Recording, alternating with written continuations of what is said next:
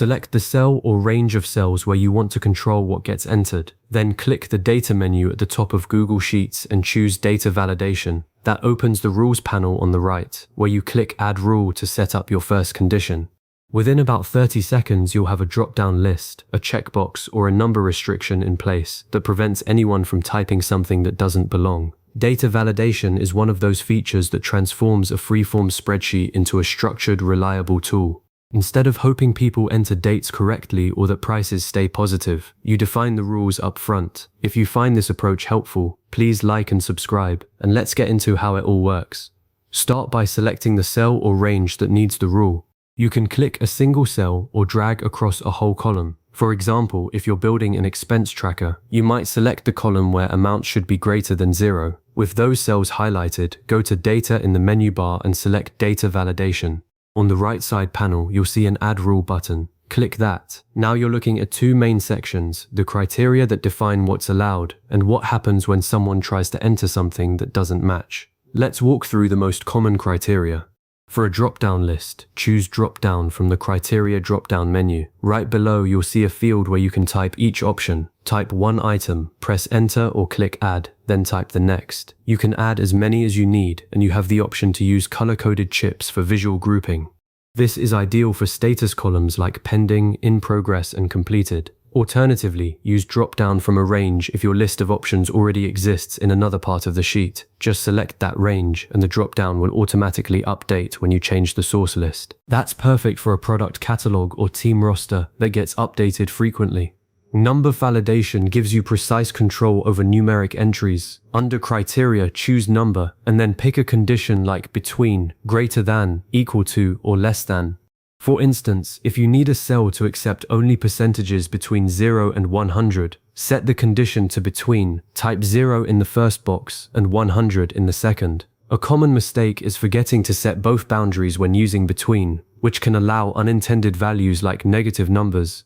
Text validation works similarly, but with text length, containing specific characters, or requiring exact matches. Use custom formula is when you need more complex conditions, like making sure a value is unique in a column.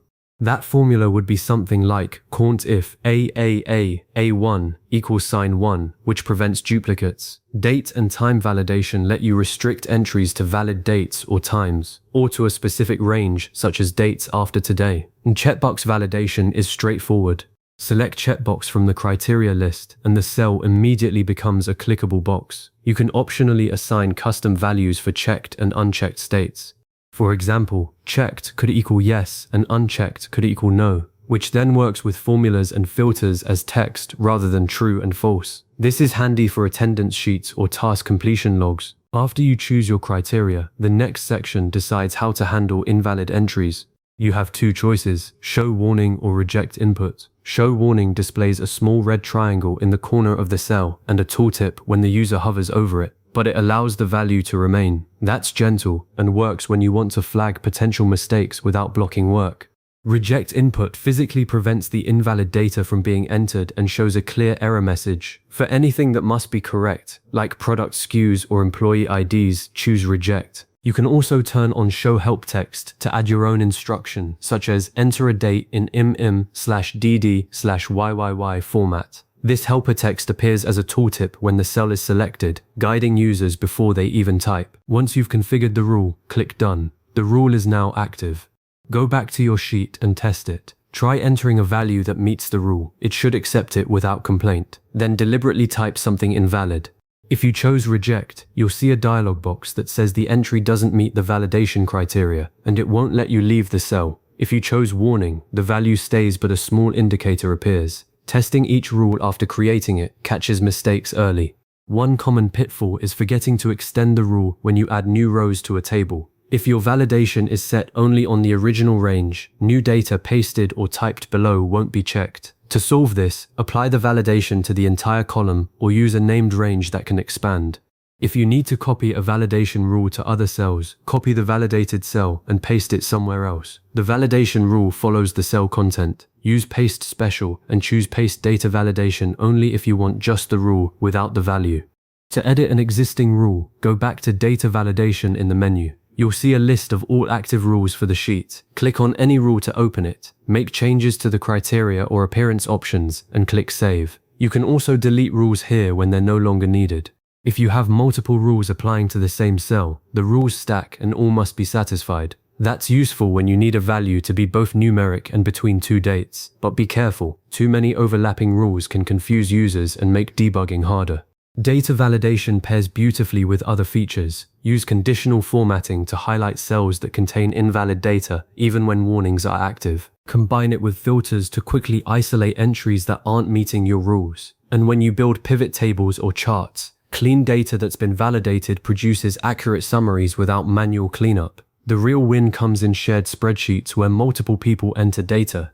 Without validation, you might get N/A, typed as N/A or NA, dates in various formats, or prices with extra spaces. All of those break formulas and reporting. With validation, everyone works from the same rules, and your data stays consistent from the start.